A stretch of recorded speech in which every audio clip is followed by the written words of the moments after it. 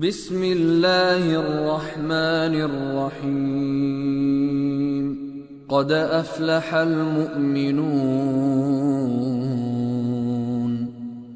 الذین هم فی صلاتهم خاشعون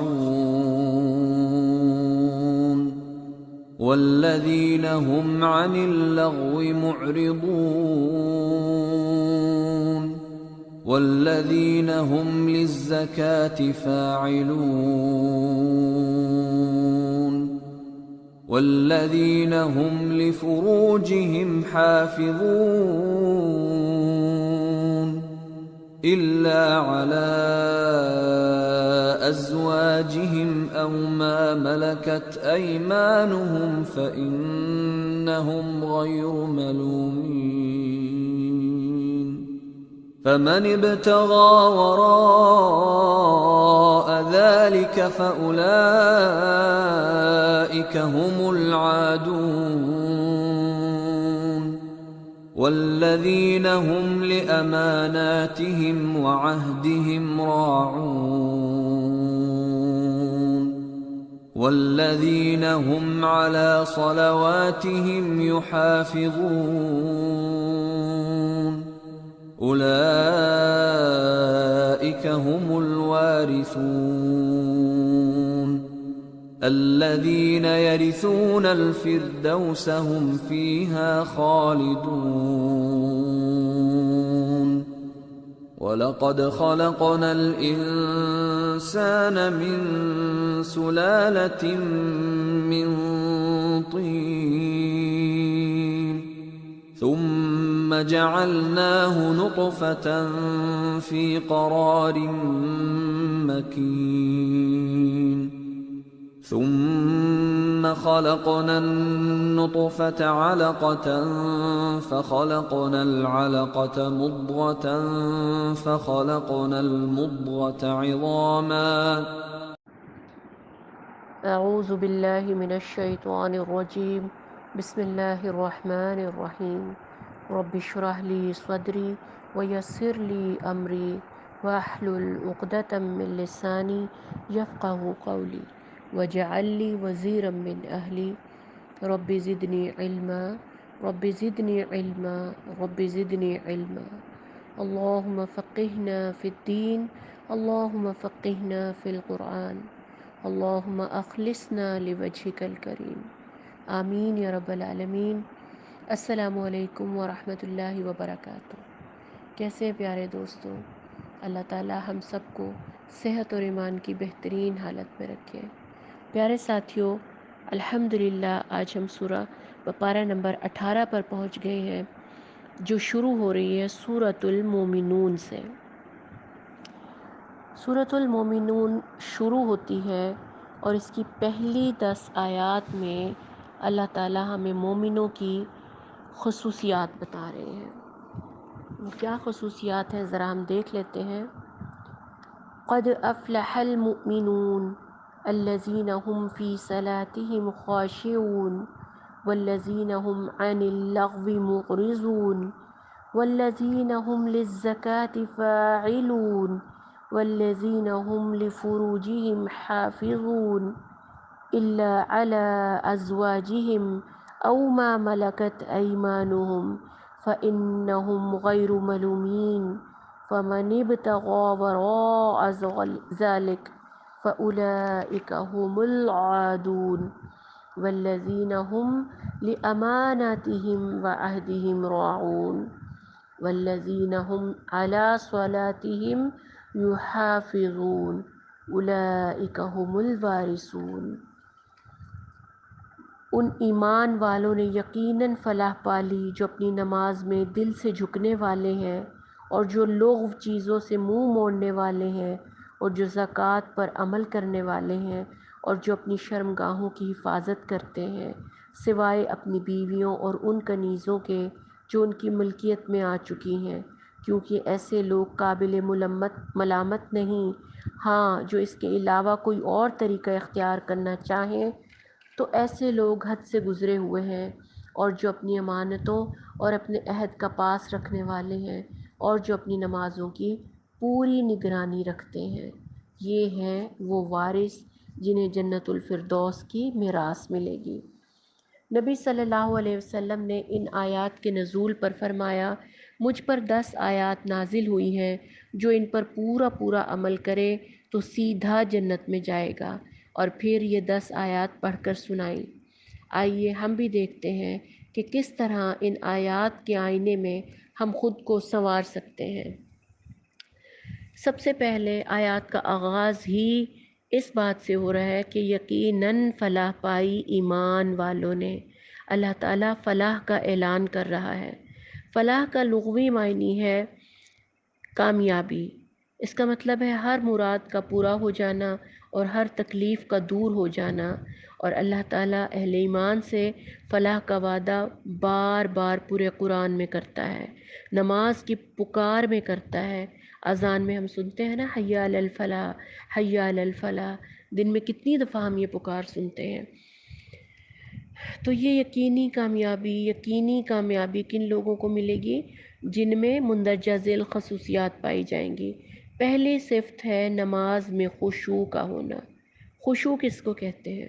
نماز میں خشوع اللہ کے دربار میں حاضری کے احساس کے تحت، یعنی اللہ جو ہے اس کی عظمت اور ہیبت اور جلال کی بنا پر مرعوب ہونے اور دبنے اور جھکنے کو کہتے ہیں، یعنی دل کی کیفیت جس کے تحت جسم پر بھی وہ ہیبت طاری ہو جائے جو کہ مطلوب ہے۔ یعنی نماز میں خشوع کا ہونا نہایت ضروری ہے۔ آپ صلی اللہ علیہ وسلم نے فرمایا، سب سے پہلے اس امت سے جو چیز سلب کی جائے گی یا اٹھ جائے گی وہ خشوع ہے، یہاں تک کہ قوم میں کوئی خاشع نظر نہ آئے گا۔ ہمیں سوچنے کی ضرورت ہے کہ آج ہماری نمازوں کی حالت کیسے ہوتی ہے۔ بس تیزی سے نماز پڑھتے الحمدللہ رب العالمین الرحمن الرحیم، کیسے خشوع پیدا ہوگا؟ ایک دوڑ لگی ہوئی ہے نماز پڑھنے کی، 2 سجدے مارے اور نکل گئے۔ خشوع حاصل کرنے کے لیے نماز کا ترجمہ حاصل کرنا، تشریح، فہم، پوری یکسوئی کے ساتھ نماز کے لیے کھڑے ہونا اور شعوری کوشش کرنا ضروری ہے۔ نماز کو وقت پر ادا کرنا اور سجدے میں نگاہ رکھنا، ان تمام چیزوں سے خشوع پیدا ہوتا ہے۔ نماز میں خشوع سے بھی پہلے ایمان ہے۔ کہا گیا ہے نا کہ اس لیے کہ فلاح پائی ایمان والوں نے۔ ظاہر ہے ایمان ہوگا تو نماز ہوگی، نماز نہ ہونا تو ایمان نہ ہونے کی ہی علامت ہے، اور ایمان کا بھی تو معیار یعنی اس کی کوالٹی دیکھی جائے گی۔ جیسے کپڑا 10 روپے میٹر سے 1000 روپے میٹر تک کا ہوتا ہے نا، اسی طرح صرف ایمان میں بھی کوالٹی دیکھی جائے گی کہ ایمان کس کوالٹی کا ہے۔ دوسری خصوصیت کیا بیان کی گئی کہ وہ لغویات سے دور رہتے ہیں۔ لغو سے کیا مراد ہے؟ ہر بے معنی، فضول، بے مقصد چیز یا وہ مشغلے جو آپ کو اللہ سے دور کرتے۔ لغو بات کس کو کہتے ہیں؟ ہر وہ کھیل، ہر وہ بات، ہر وہ مشغلہ جو آپ کو اللہ سے دور کر دے، وہ لغو کہلاتا ہے۔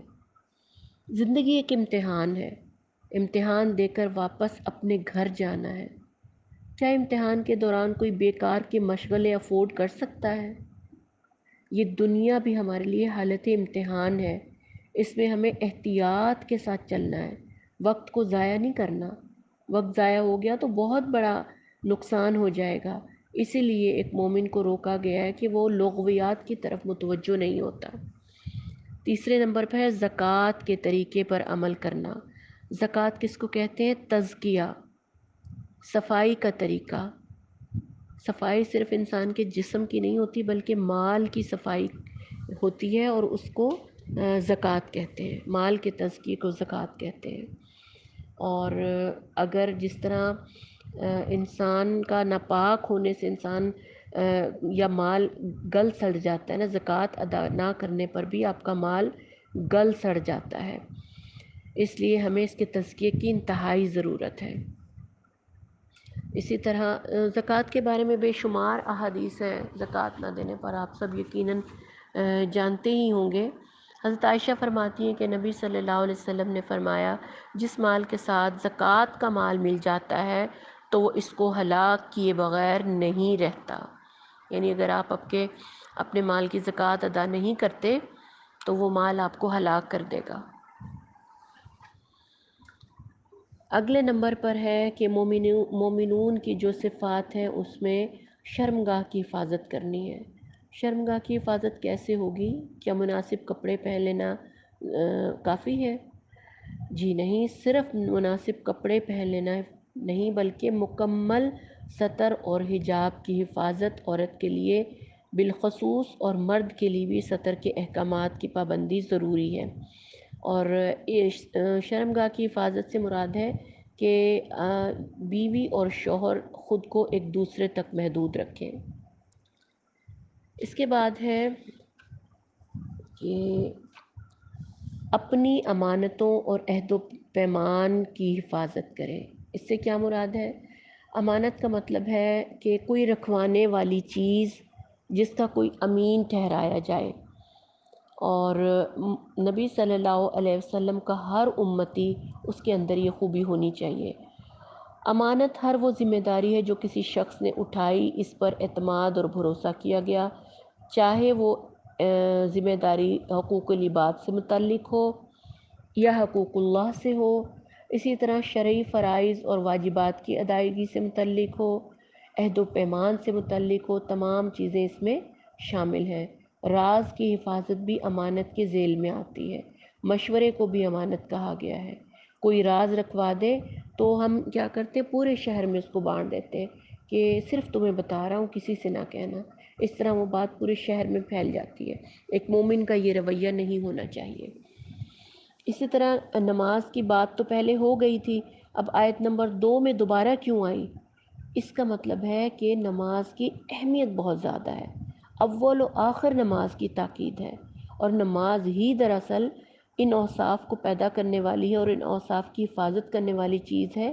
اس لیے دونوں اطراف نماز کا حصار باندھا گیا اور اسی پر جنت کا وعدہ ہے۔ آگے چلتے ہیں، آیت نمبر 14 میں ہم دیکھتے ہیں کہ اللہ تعالیٰ بتا رہے ہیں کہ زمین پر اللہ تعالیٰ نے پانی ایک خاص مقدار میں اتارا۔ اس سے کیا مراد ہے؟ اس سے مراد یہ ہے کہ اللہ تعالیٰ نے اس زمین میں پانی کو ایک خاص نظام کے تحت زمین کے نیچے رکھا، اور ابتدا میں پانی زمین میں اتنا ہی ٹھہرایا جو قیامت تک کی ضروریات کو پورا کر دے۔ اگر اللہ تعالیٰ روز کا روز اتارتا، روز بارش برساتا تو کتنی مشکل کھڑی ہو جاتی۔ اور اسی طرح اگر ان کو کسی ٹینک وغیرہ میں جوہر میں اکٹھا کرتا تو وہ پانی سڑ جاتا، گل جاتا۔ تو اللہ تعالیٰ نے بڑی خاص مقدار کے تحت، کیونکہ اللہ تعالیٰ احسن الخالقین ہے، اللہ تعالیٰ نے بہترین مقدار میں پانی کو ہمارے لیے قیامت تک کے لیے محفوظ کر دیا۔ آیت نمبر 41 اور 44 میں ہم دیکھتے ہیں کہ ایمان سے دور بھاگنے والی قوموں کے لیے اللہ تعالیٰ بہت سخت الفاظ استعمال کر رہا ہے کہ اللہ تعالیٰ ایسی قوموں کو دور کر دیتا ہے جو ایمان نہیں لاتی، ان پر لعنت، ملامت، پھٹکار اور دوری ہے۔ اللہ نے اپنے غضب کا اظہار فرمایا ہے، اور کیونکہ اللہ تعالیٰ نے ہر طرح سے سمجھایا، بجھایا، مہلت دی، لیکن ایسے لوگ ٹس سے مس نہیں ہوتے، اسی لیے ان لوگوں کے لیے برا انجام ہے۔ اللہ تعالیٰ ان پر بہت برے غضب کی بات کر رہے ہیں۔ اس کے بعد آیت نمبر 51 میں پاک چیزیں کھا کر نیک عمل کرنے کو کہا گیا ہے۔ ان دونوں کا آپس میں کیا تعلق ہے؟ جی ہاں، حلال اور طیب غذا عمل صالح کو آسان بناتی ہے اور عمل صالح کی توفیق عطا فرماتی ہے۔ اگر ایک حرام لقمہ آپ کے جسم میں چلا جائے تو 40 دن تک آپ کی نماز نہیں ہوتی اور آپ کی دعا بھی قبول نہیں ہوتی۔ اگر اللہ کی نافرمانیوں کے باوجود آپ کو سب کچھ مل رہا ہو نا، تو اس کو استدراج کہتے ہیں۔ استدراج کا کیا مطلب ہے؟ اللہ کا ناراض ہو کر ڈھیل دینا اور پھر ایک ہی دفعہ میں پکڑنا اور سخت پکڑنا۔ یا آپ آیت نمبر 55 اور 56 میں دیکھیں گے کہ کس طرح اللہ تعالیٰ نافرمانوں کو اچانک سختی سے پکڑ لیتا ہے۔ اس کے بعد آیت نمبر 57 سے 62 تک اللہ نے مومن کی خوبیوں اور اس کی صفات کا ایک اور سیٹ آپ کے سامنے رکھ دیا۔ وہ کیا ہے کہ جو اللہ کا شریک نہیں ٹھہراتے، جو اپنے پروردگار کے روب سے ڈرتے رہتے ہیں، بھلائیاں حاصل کرنے میں جلدی کرتے ہیں، یعنی یسارعون فی الخیرات کرتے ہیں۔ یہ بھی مومن کی خوبیاں اور صفات کا ایک اور سیٹ ہے۔ اس کے بعد ہم کیا دیکھتے ہیں کہ آیت نمبر 70 اور 71 میں ہمیں کیا بتایا گیا ہے کہ حق جو ہے وہ لوگوں کی خواہشات کے پیچھے چلنے کا نام نہیں ہے۔ اسلام نفس کے بت توڑتا ہے، بتوں کو پوجنے کی اجازت نہیں دیتا، اور یہی حقیقت ہمیں آیت نمبر 70 اور 71 میں بتائی گئی کہ خواہشات نفس کے پیچھے ہمیں نہیں چلنا۔ اور پھر آیت نمبر 78 سے 91 تک انتہائی خوبصورت آیات ہیں۔ اللہ تعالیٰ دلائل دے دے کر ہمیں سوچنے پر مجبور کر رہا ہے، بار بار۔ افلا تعقلون، عقل سے کام کیوں نہیں لیتے؟ افلا تذکرون، نصیحت کیوں نہیں پکڑتے، ہوش میں کیوں نہیں آتے؟ افلا تتقون، ڈرتے کیوں نہیں؟ فانا تسحرون، تمہیں کہاں سے دھوکہ لگتا ہے؟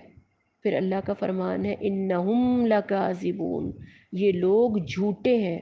اصل بات یہی ہے کہ سب کچھ جانتے بوجھتے اقرار کرتے یہ جھٹلا دیتے ہیں، اور یہ جھوٹا ہونا ہی ان کی علامت ہے۔ اس کے بعد یہ ہے کہ برائی کو ہم کیسے دور کر سکتے ہیں۔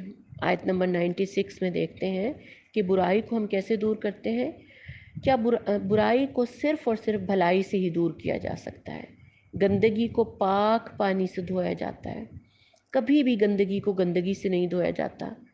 مثلاً غسل خانہ گندی جگہ ہے تو کیا آپ اسے گٹر کے پانی سے دھوئیں گے؟ نہیں، بلکہ صاف پانی سے دھوئیں گے۔ اسی طرح برائی کو صرف بہترین بھلائی سے دور کیا جا سکتا ہے، اور اللہ تعالیٰ اسی کی ہمیں تلقین کر رہے ہیں اور تسلی دیتے ہیں کہ جو کچھ باتیں وہ تم پر بناتے ہیں وہ ہمیں خوب معلوم ہے۔ اگر کوئی آپ کے ساتھ برائی کرتا ہے، آپ اس کے ساتھ بھلائی کریں۔ آیت نمبر 97 اور 98 میں اللہ تعالیٰ ہمیں کیا بتا رہے ہیں کہ غصہ شیطان سے ہے اور شیطان آگ سے بنا ہے۔ اسی وجہ سے آپ نے اکثر نوٹس کیا ہوگا کہ جب آپ کو غصہ آتا ہے تو تن بدن میں آگ لگ جاتی ہے، اور اسی آگ کو دور کرنے کے لیے اللہ تعالیٰ نے ہمیں بہترین دعا سکھائی ہے۔ آئیے اس دعا کو سیکھتے ہیں اور شیطان کو مار بھگاتے ہیں۔ کیا ہے؟ ربی اعوذ بک من حمزات الشیطان واعوذ بک ربی ان یحضرون، یہ بہترین دعا ہے جو شیطان سے دوری اور مار بھگانے کے لیے ہے۔ اسی طرح اللہ کے نبی نے ہمیں کچھ طریقے بھی بتائے ہیں کہ غصے اور شیطان کے اثر کو زائل کرنے کے لیے آپ وضو کریں، نیز یہ کہ اگر آپ کھڑے ہیں تو بیٹھ جائیں، بیٹھے ہیں تو لیٹ جائیں، اس سے آپ کا غصہ ٹھنڈا ہو جائے گا۔ ہمارا تو معاملہ ہی الٹ ہے، اگر ہم لیٹے بھی ہوئے ہیں تو غصے میں اٹھ کر بیٹھ جاتے ہیں، ہر طریقے پہ ہم الٹے ہی چلتے ہیں۔ نبی کی ہدایات پر عمل کرنا تو لازم ہے، اور اس دعا کو پڑھنا بھی لازم ہے۔ اپنے رویوں کو چینج کیجئے اور اللہ اور اللہ کے رسول کی بات کو سنیے، اسی طرح ہمارا اخلاق بہترین بنے گا۔ جی، پارہ نمبر 18 میں دوسری نہایت اہم صورت ہے سورۃ النور۔ سورۃ النور بہت ہی اہم صورت ہے۔ جی ہاں، قرآن کی ہر صورت ہی اپنی جگہ اپنی اہمیت کی حامل ہے، تاہم سورہ نور احکامات کے حوالے سے اہم ہے۔ حضرت عمر رضی اللہ عنہ نے اہل کوفہ کے نام اپنے فرمان میں یہ تحریر فرمایا تھا کہ اپنی عورتوں کو سورۃ النور کی تعلیم دو۔ سورت کا آغاز ہی اپنی اہمیت خود واضح کر رہا ہے۔ آیت نمبر 1، یہ ایک سورت ہے جس کو ہم نے نازل کیا ہے اور اسے ہم نے فرض کیا ہے۔ اگرچہ پورا قرآن اللہ ہی کا نازل کرتا ہے اور ہر حکم اس کا واجب الاطاعت ہے، تاہم خصوصیت سے ابتدا ہی میں یہ یاد دہانی اہم ہے کہ اسے معمولی بات نہ سمجھنا۔ اس میں بیان کردہ احکامات کسی مولوی، کسی بادشاہ کے نہیں، اس کی فرضیت کو جان لو، یاد رکھو اور عمل کرو۔ یہ اللہ کی طرف سے نازل کیے گئے ہیں۔ میں کوشش کروں گی کہ انتہائی مختصر وقت میں اہم باتیں آپ کو بتاؤں۔ سورۃ نور کا احاطہ کرنا اس تھوڑے سے وقت میں نہایت مشکل ہے، ہو نہیں سکتا، لیکن ہم کوشش کریں گے کہ کچھ اہم باتیں میں آپ کو بتا سکوں۔ اس میں جو بھی قوانین بیان کیے گئے اس صورت میں، ان قوانین کو حدود اللہ کے نام سے موسوم کیا گیا، یعنی جو قانون اللہ نے اس میں بنایا اس کو حدود اللہ کہہ دیا گیا کہ اللہ کی حدود توڑنی نہیں ہے۔ آیت نمبر 2 میں غیر شادی شدہ زانی مرد اور عورت کی سزا 100 کوڑے رکھے گئے، یعنی غیر شادی شدہ عورت اور مرد زانی، ان کی سزا کیا ہوگی؟ 100 کوڑوں کی سزا۔ اور اس کو اسلام کا فوجداری قانون ثابت کرتا ہے اس کو، یعنی یہ سزا دینی ہی دینی ہے۔ اسی طرح پاک دامن عورت پر الزام لگانے کو قانون حذف قائم کیا گیا، حد قذف اس کو کہتے ہیں۔ اور اگر کوئی شخص پاک دامن عورت پر تہمت لگاتا ہے، مومنہ اور صالحہ عورت پر بہتان لگاتا ہے، تو اس پر لازم ہے کہ وہ 4 گواہ پیش کرے۔ اگر وہ اس کی پاک دامنی پر انگلی اٹھا رہا ہے تو پھر وہ اس کی پوری ذمہ داری اٹھائے اور بات کو نتیجے تک پہنچائے گا، ایک بات۔ اور اگر وہ گواہ پیش نہ کر سکے، کسی خاتون کی عزت کو بٹا لگائے، تو پھر اس پر 80 کوڑوں کی سزا ہے۔ 80 کوڑوں کے لیے وہ پھر خود کو پیش کرے۔ اندازہ لگائیں کہ مومن کو زبان کی حفاظت کا کس درجہ پابند کیا گیا ہے، یہ سوچ لیں۔ اب آج کے دور میں کیا ہوتا ہے کہ 100 کوڑوں اور 80 کوڑوں کی سنساری، تو اس کو بڑا سخت سزائیں کہتے ہیں کہ یہ تو بڑے سخت سزائیں ہیں، لیکن یہ سخت سزائیں اللہ تعالیٰ نے اسی لیے رکھی ہیں کہ جرم کا جڑ سے ہی خاتمہ ہو جائے۔ ان سزاؤں کا مقصد یہ نہیں ہے کہ لوگوں کی پیٹھیں کوڑوں سے ادھیڑ دی جائیں، بلکہ تعلیم اور تربیت ہے ان کا مقصد، کہ جرم کی نوبت ہی نہ آئے، یہ ہے اس کا مقصد۔ اور اس میں کیا ہے کہ قیامت کے روز اس میں ایک حدیث کا مفہوم ہے کہ قیامت کے روز ایک حاکم اللہ کے حضور لایا جائے گا جس نے حد میں 1 کوڑا کم کر دیا، اور اس کی وجہ یہ بتائی کہ بندوں پر رحم کھا کر، تو اللہ کی طرف سے یہ حکم ہوگا کہ اسے دوزخ میں لے جاؤ، کہ کیا یہ بندوں کے حق میں مجھ سے زیادہ رحیم تھا؟ اور دوسرا حاکم جس نے حد میں 1 کوڑا بڑھا دیا لوگوں کو سبق سکھانے اور سیدھا کرنے کے لیے، تو اس کے لیے بھی دوزخ لے جانے کا حکم ہوا کہ کیا یہ بندہ مجھ سے زیادہ حکیم تھا؟ یعنی اللہ کے دین سے کھیلنا، اس کے قوانین میں رد و بدل کرنا، جہنم کی آگ سے کھیلنے کے مترادف ہے۔ یعنی اگر 80 کوڑے یا 100 کوڑے رکھے ہیں تو نہ ہی آپ 1 کوڑے کی سزا کم کر سکتے ہیں اور نہ ہی 1 کوڑا زیادہ۔ آگے چلتے ہیں، آیت نمبر 11 سے 20 تک واقعہ افک بیان کیا گیا۔ واقعہ افک کیا تھا؟ یہ غزوہ بنی مستلق سے واپسی کے سفر میں منافقین کی جانب سے گھڑے ہوئے بہتان کی کہانی ہے، جس میں انہوں نے سیدہ عائشہ رضی اللہ عنہا کی پاکیزگی پر کیچڑ اچھالنے کی کوشش کی تھی۔ بات صرف اتنی سی تھی کہ سفر میں پڑاؤ کے دوران ان کا ہار ٹوٹ گیا، اسے تلاش کرنے میں وہ پیچھے رہ گئیں قافلے سے، اور قافلہ آگے نکل گیا۔ اور حضرت عائشہ بہت ہی ہلکی پھلکی تھیں، اس لیے ان کا جو ہودج جس میں وہ بیٹھتی تھیں اس کو اٹھا کے صحابی آگے لے گئے، اور انہیں احساس ہی نہیں ہوا کہ اس میں حضرت عائشہ موجود نہیں ہے، کیونکہ وہ بہت ہی ہلکی پھلکی تھی۔ حضرت صفوان بن معطل رضی اللہ عنہ جو بعد میں تشریف لائے، انہوں نے حضرت عائشہ کو پیچھے چھوٹا ہوا پایا تو عزت و احترام سے اونٹ لے جا کر پاس بٹھا دیا اور خود ایک طرف کھڑے ہو گئے۔ حضرت عائشہ ام المومنین ہونے کے اعتبار سے ان کی ماں تھیں۔ حضرت عائشہ اونٹ پر بیٹھ گئیں اور وہ نکیل پکڑ کر روانہ ہوئے اور دوپہر کو لشکر سے جا ملے۔ اس پر منافقوں کے سردار عبداللہ بن ابی نے بہتان لگا دیا اور طوفان اٹھا دیا۔ حضرت عائشہ کافی دن تک اس سے بے خبر رہی، انہیں پتہ ہی نہیں چلا کہ ان کے اوپر کیا بہتان لگ گیا، لیکن جب پتہ چلا تو مدینہ جا کر بیمار ہو گئیں، اور شہر میں عبداللہ بن ابی کا فتنہ اٹھ کھڑا ہوا۔ اس میں غلطی سے کچھ اور مسلمان بھی شریک ہو گئے اور تقریباً 1 مہینے تک یہ باتیں اڑتی رہیں۔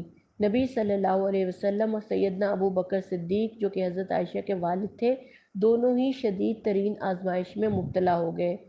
اور بہت ہی پریشانی ہوئی، اور اس کے بعد 1 مہینے کے بعد یہاں تک کہ وحی کے ذریعے حضرت عائشہ کی برات نبی صلی اللہ علیہ وسلم پر نازل فرمائی گئی۔ اللہ نے واقع عفق کو خیر کہا، اگرچہ بظاہر یہ ایک شر تھا۔ کیسے تھا کہ نبی کریم صلی اللہ علیہ وسلم کا صبر اور ضبط کھل کر سامنے آ گیا، اور ان کا ایک ہی حکم عبداللہ بن ابی کی گردن اڑانے کو کافی تھا، لیکن آپ نے اپنی ذات کی خاطر کبھی انتقام نہ لیا، اور حضرت عائشہ کی کسی سوکن نے بھی کوئی باتیں نہ بنائیں، کوئی غلط کلمہ ان کے منہ سے نہ نکلا۔ اسی طرح حضرت ابوبکر صدیق کے ایک ایسے رشتہ دار نے بھی اس بہتان میں حصہ لیا جس کے گھر کی پوری کفالت وہ کرتے تھے، لیکن اس واقعے کے باوجود بھی انہوں نے مدد سے ہاتھ نہ اٹھایا اور صبر سے اپنی عزت پر وار سہتے رہے۔ یہ بہت سے سبق نکلے تھے اس واقعے کے۔ حضرت عائشہ پر بہتان لگانے والوں پر حد قذف جاری کی گئی۔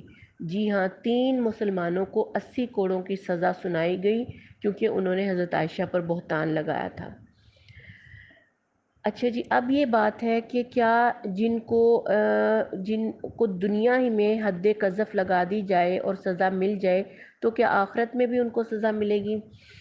بالکل، آخرت میں ان کو سزا نہیں ملے گی، کیونکہ اسلامی سزاؤں کا تصور یہی ہے کہ یہ گناہ کو دھو ڈالتی ہیں۔ سچی توبہ اگر کوئی کر لیتا ہے تو سزا اگر دنیا میں ہی لے لے تو آخرت میں گناہ نامہ اعمال سے ساقط ہو جاتا ہے۔ اور اگر کوئی خود چل کر آئے اور یہ کہہ دے کہ میں گناہ کا ارتکاب ہو گیا ہے، جیسے ایک صحابیہ کی بھی اس میں مثال ہے نا، ایک صحابیہ تھی، ان سے گناہ ہو گیا تھا، ان کا نام غامدیہ تھا، اور وہ خود چل کر آئی نبی صلی اللہ علیہ وسلم کے پاس، اور انہوں نے کہا کہ مجھے سزا دیجئے، پاک کر دیجئے۔ اور اس میں پھر ایک بڑی تفصیل ہے کہ نبی صلی اللہ علیہ وسلم نے بار بار ان کو مہلت دی کہ بچہ پیدا ہو لینے دو۔ جب بچہ پیدا ہو گیا تو پھر وہ کہ اسے دودھ پلانے کے بعد پھر ان کو یہ سزا دی گئی تھی، اور آپ صلی اللہ علیہ وسلم نے خود پھر ان کی نماز جنازہ پڑھائی تھی، کیونکہ پھر بعد میں ان پہ سزا لاگو ہو گئی تھی، اور فرمایا تھا کہ اس نے وہ توبہ کی کہ اگر تمام اہل مدینہ پر ان کی توبہ تقسیم کر دی جائے تو سب کے لیے کافی ہو جائے۔ کتنی یعنی کہ اللہ کے رسول کو یہ بات پسند آئی تھی کہ انہوں نے خود آ کر اپنا جرم قبول کیا تھا، اور سزا بھی پائی تھی۔ پھر حد قذف کے جاری کرنے کا سبق کیا ہے؟ سبق یہ ہے کہ مومن غلطی کر سکتا ہے، جیسے حضرت آدم علیہ السلام سے بھی غلطی ہوئی تھی، توبہ یا سزا مل جانے کے بعد بندہ پاک ہو جاتا ہے، گناہ کا دھبا اس پر سے یوں مٹ جاتا ہے گویا اس نے گناہ کیا ہی نہیں۔ یعنی اگر حد قذف کی سزا کسی کو مل گئی دنیا پر تو پھر اس کے اعمال نامے سے وہ گناہ مٹا دیا جاتا ہے۔ صحابہ سے جس طرح غلطی ہوئی، اللہ چاہتا تو پورے واقعے کو چھپا لیتا اور وحی خفی سے سارا مسئلہ حل ہو جاتا، قرآن میں اس کا ذکر بھی نہ آتا اور نہ ہی ہم یہ سارا واقعہ جان پاتے، لیکن حد قذف کا ذکر کر کے اللہ تعالیٰ نے مومنین کے لیے بہت بڑا سبق رکھ دیا۔ اور پھر بڑے بڑوں کی غلطیاں ہمیں یہ حوصلہ بھی دیتی ہیں کہ خطا کر کے ہم راندہ درگاہ نہیں ہو جاتے، بلکہ توبہ کر کے ہم اللہ کے پسندیدہ بھی بن جاتے ہیں۔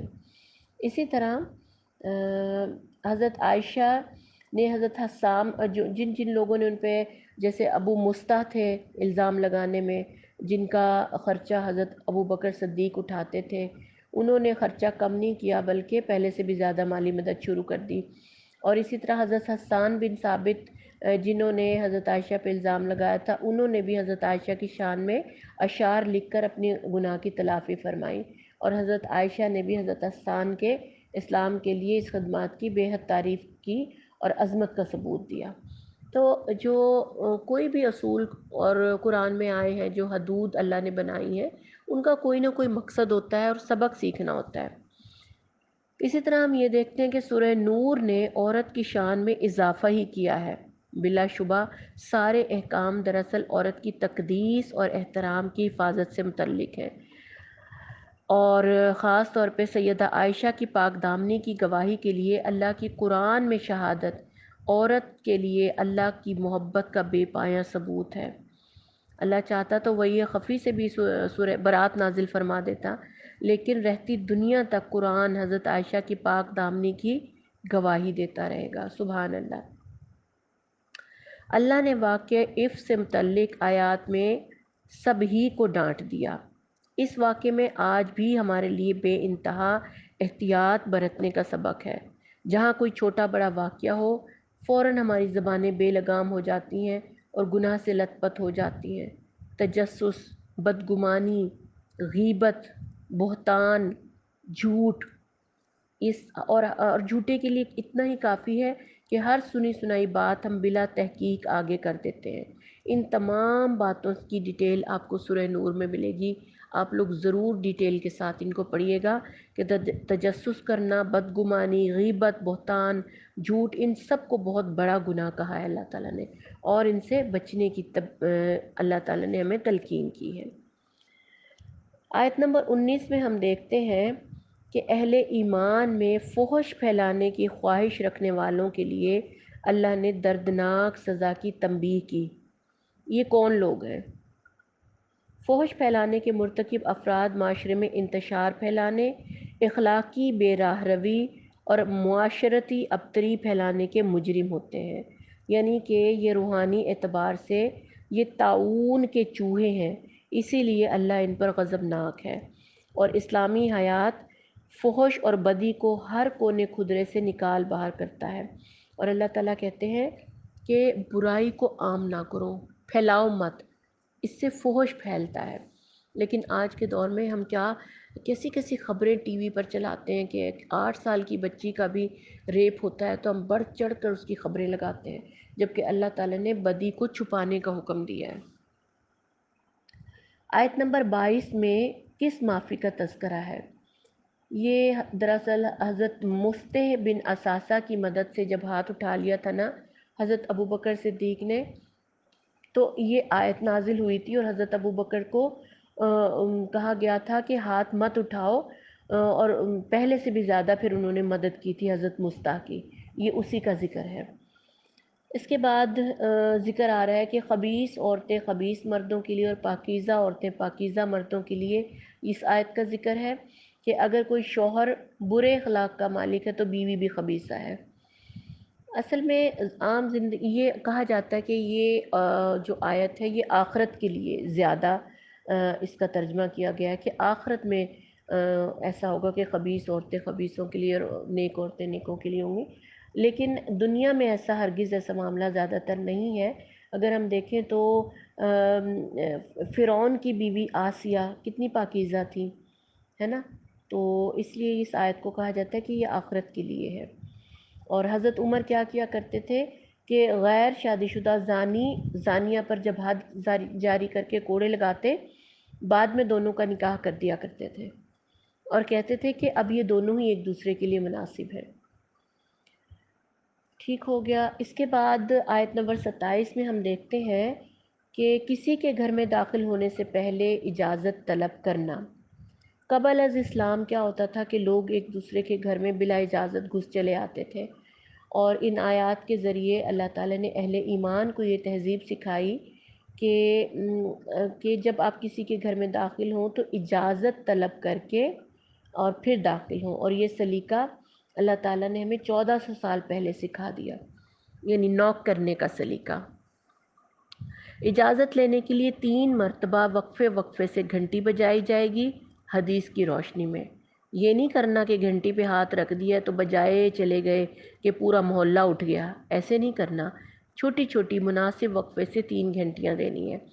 اور آج ہم کیا کرتے ہیں کہ حدیث کی روح سے تو ہمیں یہ بھی پتہ چلتا ہے کہ اگر کوئی دروازہ 3 گھنٹیوں پر بھی نہیں کھولتا تو آپ واپس چلے جائیں، یا اگر کوئی آواز دے کے بھی آپ کو کہہ دینا کہ میں مصروف ہوں، میں کھول نہیں سکتا، تو آپ واپس چلے جائیں۔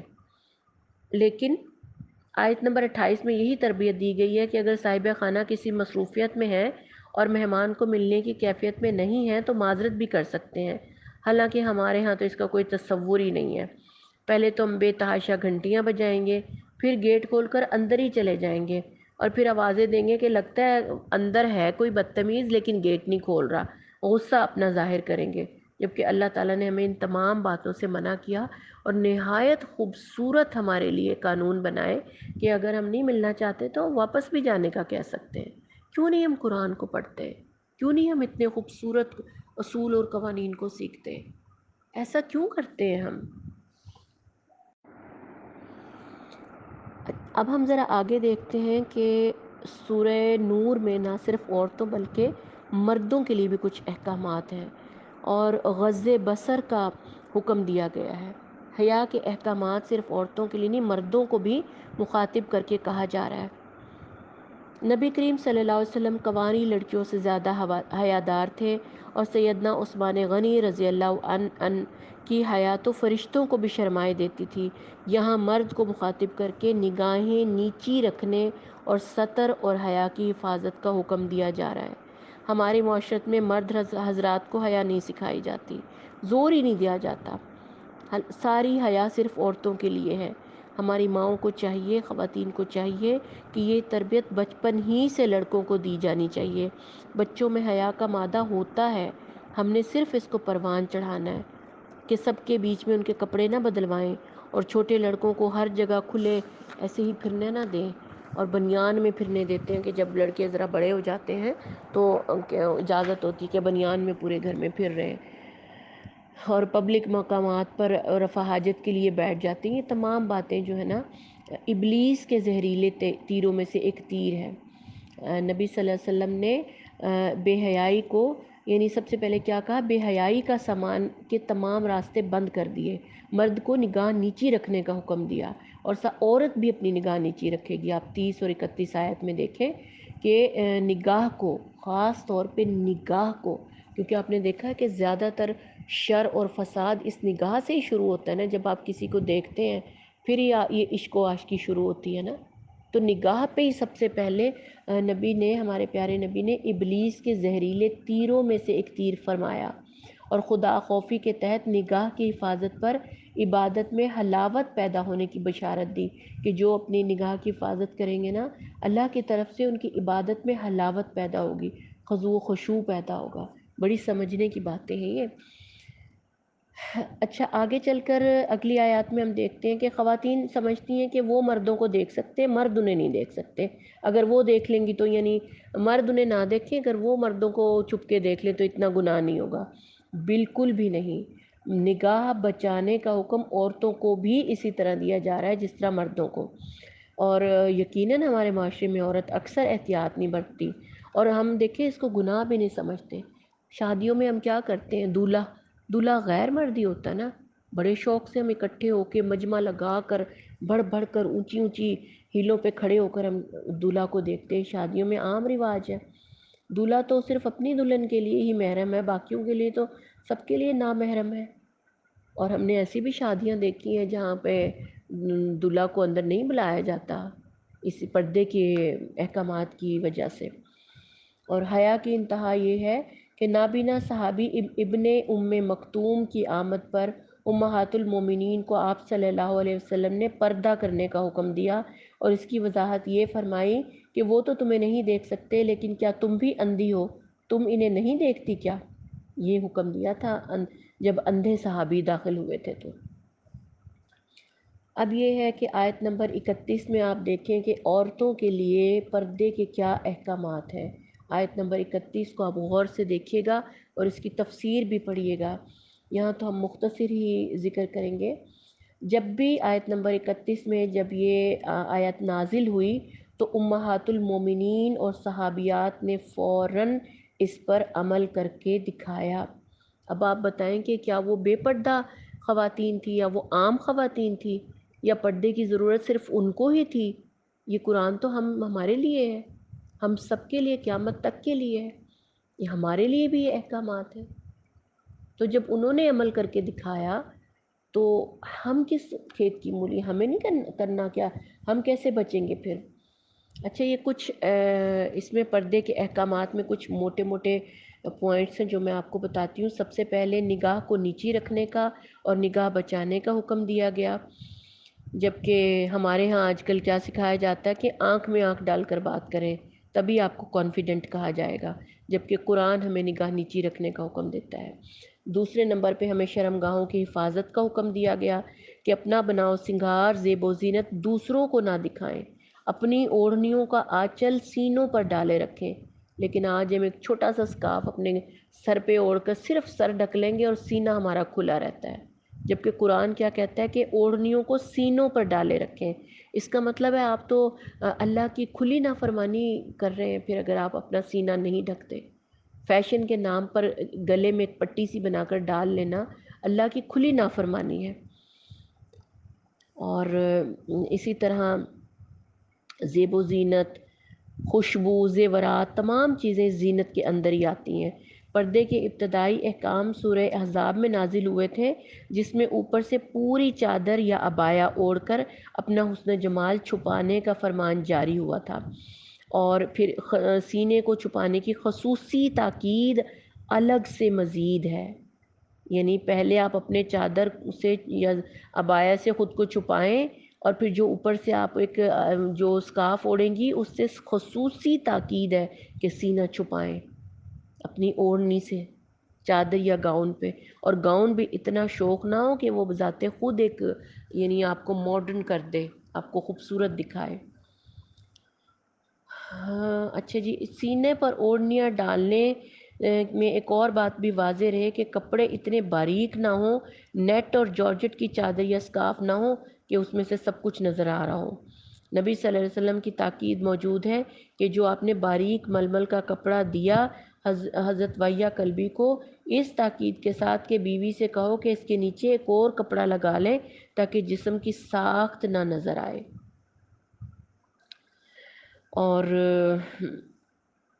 اللہ تعالیٰ نے دیکھیں کتنی وضاحت کے ساتھ یہاں تک ہمیں کہہ دیا کہ پاؤں زمین پر مارتے ہوئے چلنے سے منع فرمایا، کہ ایک تو آپ نے کوئی بجنے والا اینکلٹ یا یہ کوئی چیز پازیب وغیرہ نہیں پہننی کہ جب آپ اٹھلا کر چلیں، اٹھلا کر چلنے سے بھی منع فرمایا۔ مومنہ عورت کی یہ شان نہیں ہے، اسے روک دیا گیا ہے کہ آپ ایسے چال نہ چلیں کہ لوگ آپ کو دیکھیں۔ اور جب کہ اب اونچی اونچی ہیل ٹک ٹک کر کے جو چلتی ہیں نا، اس سے بھی منع فرمایا گیا کہ جب آپ ٹک ٹک کر کے چلیں تو کوئی مرد آپ کی طرف متوجہ نہ ہو جائے۔ اسی طرح عورت کو جب آپ کا دروازہ نوک ہوتا ہے اور آپ پوچھتی ہیں تو آپ بڑے پیار اور محبت سے نہیں پوچھ سکتی کون، ہاں جی ٹھیک ہے، ایسے آپ گفتگو نہیں کر سکتی۔ آپ کی آواز کا بھی پردہ ہے، جب آپ کسی غیر محرم سے بات کریں گی تو سختی سے بات کریں گی کہ کہیں وہ آپ اس کا دل آپ کی طرف، آپ کی آواز کی طرف بھی مائل نہ ہو جائے۔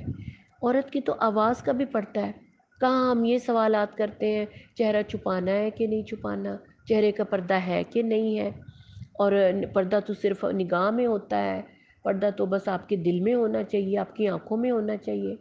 تو آنکھوں میں اور دل میں کیا امہات المومنین کی نگاہوں اور دل میں حیا اور پردہ نہیں تھا کیا؟ پھر ان کو چادریں کیوں اڑائی گئی؟ سوچنے کی باتیں ہیں نا، یہ بحثیں ہی فضول ہیں آج کے دور میں۔ صرف اور صرف ہم نا منہ موڑنا چاہتے ہیں، نظر چرانا چاہتے ہیں ان پردے کی احکامات سے۔ احکامات سارے کھل کے لکھے ہوئے ہیں، بس ہم ان سے نظر چرانا چاہتے ہیں کہ ہم سننا ہی نہیں چاہتے، کہ نہ سنیں تو نہ عمل کریں۔ اسی میں تیز خوشبو کا استعمال بھی ہے کہ عورت کے لیے تیز خوشبو کا استعمال منع ہے۔ اگر اس نے خوشبو لگانی ہے تو وہ ہلکی لگائے گی، اور نبی صلی اللہ علیہ وسلم نے سختی سے منع فرمایا اور کہا جو عورت عطر یا سینٹ لگا کر راستے سے گزرے، یعنی کوئی بھی خوشبو، تاکہ لوگ اس کی خوشبو سے لطف اندوز ہوں، تو وہ ایسی اور ایسی ہے، اور یعنی اس کے لیے بڑے سخت الفاظ استعمال کیے۔ پھر لباس کے حوالے سے بہت سخت الفاظ میں عورت کو روکا کہ دوزخ کی دو صنفیں ہوں گی، اور ان میں ایک صنف ایسی ہوگی، وہ ان عورتوں کی ہوگی جو لباس پہنیں گی لیکن پھر بھی برہنہ معلوم ہوں گی۔ کیوں برہنہ معلوم ہوں گی؟ ان کے لباس جو ہے اتنے باریک اور چست یا پھر مختصر ہوں گے، دوسروں کو اپنی طرف مائل کریں گے، خود ان کی طرف یعنی کہ مائل ہوں گے، اور ان کی جو سر ہوں گے نا، اونٹ کی کوہان کی طرح ایک طرف کو جھکے ہوئے ہوں گے۔ یہ عورتیں جنت میں نہیں جائیں گی، بلکہ جنت کی خوشبو بھی نہ پائیں گی، حالانکہ جنت کی خوشبو 400 یا 500 میل کی دوری پر ہی آ رہی ہوگی۔ یعنی آپ جنت سے اتنی دور ہوں گی، اگر آپ کا یہ جو ٹائٹس ہیں اور یہ جو کیا کہتے ہیں کیپریز جو ہم بڑے فخر سے پہنتے ہیں، آج کل تو یہ بڑے بڑے برانڈز نے نکالی ہی کیپریز ہوئی ہیں، اور ہم خریدتے اور پہنتے۔ احساس تک نہیں ہوتا، اور ہم جب کہتے ہیں تو جواب یہ ملتا ہے ہم کیا کریں، برانڈ نے یہ ساتھ میں سوٹ یہی بنایا ہے، تو آپ خرید کیوں رہے ہیں؟ جس عورت کی یہ جو ٹخنے کی ہڈی نظر آ گئی نا، وہ جہنم میں جائیں گے وہ ٹخنے، یہ حدیث کا مفہوم ہے۔ سوچنے کی باتیں ہیں کہ اگر آپ کا جسم اتنے ٹائٹ کپڑے پہنے کہ جسم کی ساخت نظر آ رہی ہے، یا پھر باریک ہے، باریک ہی ہوتے ہیں آج کل، دیکھیں کہ جو شمیزیں لگوائی جاتی ہیں سوٹوں کے نیچے، جو ڈبل شرٹ سلتی ہیں، سلپس لگواتے ہیں، بچے کہتے ہیں کہ جی بازو کے نیچے نہیں ہونی چاہیے، بغلیں نظر آ رہی ہوتی ہیں، تو کیا یہ عریانیت نہیں ہے؟ اللہ کا خوف کہاں سے آ گیا پھر؟ کیا منہ دکھائیں گے ہم اپنے رب کو؟ پتہ نہیں کس کس نافرمانی میں گھرے ہوئے، اللہ تعالیٰ ہمیں معاف فرمائے۔ دل کڑتا ہے، یا اللہ ہماری بیٹیوں کو با پردہ بنا، یا اللہ ہماری زندگیوں میں ہی ان کو با پردہ بنا، یا اللہ تعالیٰ انہیں حیا عطا فرما، فحش سے اور بے حیائی سے دور کر دے، یا اللہ ان بے بس ماؤں کی دعائیں سن لے۔ کون ماں چاہتی ہوگی کہ یہ بے حیائی کا ارتکاب نہیں تو اور کیا ہے؟ کیا مائیں نہیں چاہتی کہ ان کی بچیاں پردے میں ہوں؟ وہ چاہتی ہیں، لیکن ہم نے اپنے بچوں کو مخلوط تعلیم میں ڈال کر، بڑے بڑے تعلیمی اداروں میں ڈال کر، فیشن کے نام پر ہم نے اپنے بچوں کا ستیہ ناش کر دیا ہے۔ دل کڑتا ہے، تکلیف ہوتی ہے، پکڑ تو ہماری بھی ہوگی۔ اللہ تعالیٰ ہم سب کو بچائے، یا اللہ، یا اللہ ہمیں حیا، پاکیزگی اور عفت نصیب فرما۔ آگے چلتے ہیں۔ مومنہ عورت جو ہے، اللہ تعالیٰ نے اس کے لیے یہ سارے رولز بتائے ہیں۔ اگر کوئی کافرہ عورت ہے تو پھر وہ کچھ بھی کرے، ماڈل گرل بنے، اداکارہ بنے، اپنا حسن بیچے، کچھ بھی کرے، اس کے عوض میں روپے، پیسے، ڈالر کمائے، کچھ بھی کرے، بات تو مومنہ عورت کی ہو رہی ہے۔ پردہ تو وہی کرے گی جو مومنہ عورت ہوگی۔ آگے جا کے ہمیں یہ پتہ چلتا ہے کہ پردے کے احکامات صرف خوبصورت عورتوں یا لڑکیوں کے لیے نہیں ہیں، بلکہ تمام مسلم خواتین کو یکساں طور پہ دیے جا رہے ہیں۔ وہ کم صورت بھی ہے تب بھی وہ پردہ کرے گی۔ اور پھر اس کے بعد ایک اور سوال ہے کہ کیا عورت اگر بوڑھی ہو جائے، 50 سال کی ہو جائے، تو اب اس پہ پردہ نہیں رہا، اب اتنی سختی سے نہیں پردہ ہوگا، وہ اب چادر اتار کے رکھ دے؟ پہلے شاید ایسا نہ ہوتا ہو، 50 سال کی عورت بزرگ ہو جاتی ہو، لیکن آج کل تو دیکھیں بوٹاکس کرا رہی ہیں، بڑے بڑے فیشیل، کیا آج تو 60 سال کی عورت بھی جوانی کے دور سے ہی گزر رہی ہوتی ہے، بڑے فیشن کرنے والی ہوتی ہے، پوری زیب و زینت سے آراستہ ہوتی ہے، لہٰذا وہ تو پردہ کرے گی۔ پھر پردہ تب جا کے اس کی حد میں کوئی نرمی آئے گی جب عورت کے اندر سے خواہشات ختم ہو جائیں ہر طرح کی، اور اس کو دیکھ کر کوئی کسی کے دل میں خواہش پیدا نہ ہو، تب جا کے پردہ کے احکامات میں نرمی ہوگی۔ ہاں جی، آگے چلتے ہیں کہ نکاح کرنے کا حکم دیا جا رہا ہے کہ اسلام میں مرد اور عورت کا دیر تک کنوارا رہنا اللہ کو ناپسند ہے، اس لیے حکم دیا جا رہا ہے کہ اللہ تمہیں اپنے فضل سے غنی کر دے گا، اگر آپ غریب بھی ہیں تو نکاح کریں، اللہ آپ کو غنی کر دے گا اور رزق عطا فرمائے گا۔ لیکن آج ہم نے اپنے بچوں کے لیے کیا سوچا ہوا ہے؟ 30 40 سال کے ہو جاتے ہیں، پہلے کچھ بن جائیں، خود کمانے لگیں، اپنے پیروں پر کھڑے ہو جائیں، پھر ہم شادیاں کریں گے۔ پہلے تو ہم صرف لڑکوں کے لیے سوچتے تھے، لیکن اب لڑکیوں کے لیے بھی ہمارے یہی قوانین ہے کہ اپنے پیروں پہ کھڑی ہو جائے، حالات کا مقابلہ کرنا سیکھ لے، پھر شادی کریں گے، جبکہ اللہ تعالیٰ اس چیز کو سخت ناپسند کرتا ہے۔ اس کے بعد آیت نمبر 55 میں اللہ تعالیٰ اہل ایمان سے زمین میں خلافت اور اقتدار کا وعدہ کر رہا ہے۔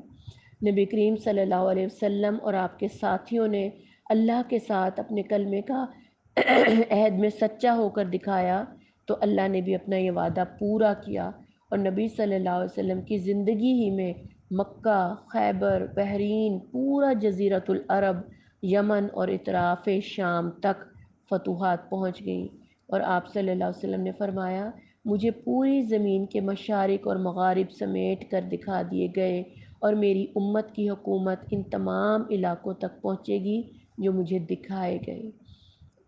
جی ہاں، اللہ تعالیٰ پھر اپنے سارے وعدے پورے کرتا ہے۔ آیت نمبر 58 میں دیکھیے کہ اللہ تعالیٰ پرائیویسی یا تخلیے کے لیے مزید احکامات دے رہا ہے کہ جیسے گھروں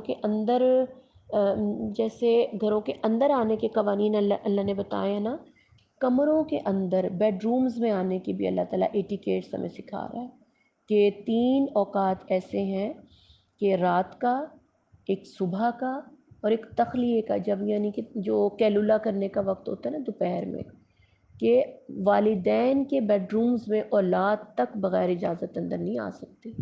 اللہ تعالیٰ نے ہمیں یہ ایٹیکیٹ سکھائے ہیں، اور یہ اللہ کا حکم ہے، اسلامی طرز معاشرت ہے۔ پتہ نہیں ہم کیوں نہیں ان احکامات کو فالو کرتے۔ ہم نے تو کبھی اپنے بچوں کو یہ بات سکھائی تک بھی نہیں ہوگی، اور بچے بھی آج کل کے مذاق اڑاتے ہیں۔ اگر ہم ان کو ایسی باتیں بتاتے ہیں کہ ہمارے بیڈ روم میں اجازت لے کر آؤ، تو آگے سے مذاق اڑاتے ہیں۔ کیسی بات ہے۔ تو یہ تھی جی سورہ نور کی کچھ ہدایات۔ میں نے کوشش کی ہے انصاف کرنے کی، اللہ تعالیٰ مجھے معاف فرمائے اگر میں بیان نہ کر سکی ہوں۔ اللہ سے دعا کرتی ہوں کہ جتنی بات کوزے میں بند کرنے کی میں نے کوشش کی ہے، اللہ آپ کے دلوں میں اس بات کو ڈال دے، وہ بات سمجھا دے جو میرا دل کہنا چاہتا تھا، جو اصل میں اللہ کے احکامات ہیں، جو اللہ آپ سے کہنا چاہتا ہے۔ آگے سورۃ الفرقان شروع ہو رہی ہے، اس کی چند ہی آیات ہیں اس بارے میں۔ فرقان کا کیا مطلب ہے؟ فرقان کا مطلب ہے فرق کرنے والا، یعنی حق اور باطل کو صحیح اور غلط کرنے کے درمیان فرق کو واضح کرنے والا۔ کسوٹی بھی کہا گیا ہے اس کو، فیصلہ کرنے والی کتاب، یعنی قرآن کو فرقان کہا گیا ہے، یعنی حق اور باطل، سچ اور جھوٹ کو فرق بتانے والی کتاب۔ ہر وہ کام درست ہے جو اس کے مطابق ہے، اور جو اس قرآن کے خلاف ہو ہر وہ بات غلط ہے۔ آیت نمبر 2 میں اللہ تعالیٰ نے توحید کامل کا بیان کیا ہے۔ نبی صلی اللہ علیہ وسلم کے خاندان میں جب کسی بچے کی زبان کھل جاتی تو آپ یہ آیت نمبر 2 اس بچے کو سکھاتے، تاکہ توحید کا گہرا نقش بچے کے ذہن میں شروع ہی سے پڑ جائے۔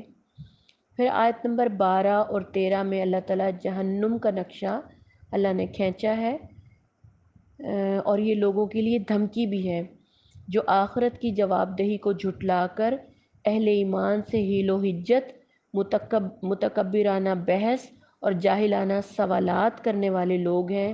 یہ جرت صرف وہی کرتا ہے جو آخرت کا منکر ہو، اور وہاں یہ موت کو پکارے گا لیکن موت نہیں آئے گی اس کو۔ اتنی سخت دھمکی دی ہے اللہ تعالیٰ نے۔ اللہم اجرنا من النار، اللہم اجرنا من النار۔ آگے ہے کہ ہم سب ایک دوسرے کے لیے آزمائش کا ذریعہ ہیں۔ جی ہاں، ہماری زندگی ایک امتحان ہے، اور ہم نے اس آزمائش اور امتحان میں پورا اترنا ہے۔ شکر اور صبر کے ساتھ اس امتحان میں پورا اترنا ہے، کیونکہ یہی آپ نبی صلی اللہ علیہ وسلم کی تعلیم ہے۔ جب تمہاری نظر کسی ایسے شخص پر پڑے جو مال و دولت، صحت، قوت اور عزت میں تم سے زیادہ ہے، تو اسے بھی دیکھ لو جو تم سے کمتر ہے۔ یعنی صرف اپنے سے امیر آدمی کو دیکھ کر حسد میں یا کمتری میں مبتلا نہ ہو جاؤ، بلکہ اپنے سے کمتر کو دیکھو اور پھر شکر ادا کرو کہ اللہ تعالیٰ نے مجھے اس سے بہتر بنایا۔ یہ تھا آپ کا پارہ نمبر 18۔ اللہ سے دعا کرتی ہوں کہ اس قرآن کو ہمارے دلوں میں اتار دے، عمل کی توفیق عطا فرمائے۔ یا اللہ ہمیں باپردہ بنا اور بہترین طریقے پر اس قرآن کو سیکھنے اور سکھانے کی توفیق عطا فرما۔ آمین یا رب العالمین۔ السلام علیکم ورحمۃ اللہ وبرکاتہ۔